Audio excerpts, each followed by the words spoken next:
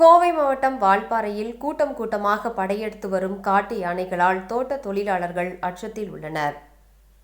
கோவை மாவட்டம் வால்பாறையில் சமீப காலமாக வனவிலங்குகளின் அட்டகாசம் நாளுக்கு நாள் அதிகரித்து வருகின்றது.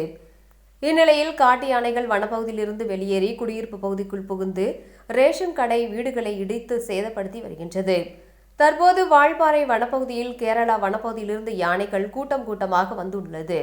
வால்பாறை அடுத்துள்ள தாய்முடி எஸ்டேட்டில் இன்று காலை தோட்ட தொழிலாளர்கள் வழக்கம் போல தேயிலை பறிக்கும் பணியில் ஈடுபட்டு கொண்டிருந்தனர். அப்போது வனப்பகுதியை விட்டு வெளியேறிய காட்டு யானை கூட்டங்கள் தேயிலை தோட்டத்திற்குள் வருவதை பார்த்த தோட்ட தொழிலாளர்கள் பாதுகாப்பான இடத்திற்கு சென்றனர். மேலும் அப்பகுதியில் வேலை செய்யும் தோட்ட தொழிலாளர்களுக்கு வேறு பகுதியில் பணி அமர்த்தப்பட்டனர். இது குறித்து வனத்துறையினருக்கு தகவல் கொடுக்கப்பட்டது. வனத்துறையினர் விரைந்து வந்து காட்டு யானைகளை வனப்பகுதிக்குள் விரட்டும் முயற்சியில் ஈடுபட்டு வருகின்றனர். இதனால் அந்த பகுதியில் சிறிது நேரம் தேயிலை பறிக்கும் பணி பாதிக்கப்பட்டுள்ளது. மேலும் அப்பகுதி பொதுமக்கள் யாரும் காட்டு யானை நிற்கும் பகுதிக்கு வரவேண்டாம் என வனத்துறையினர் எச்சரிக்கை விடுத்துள்ளனர்.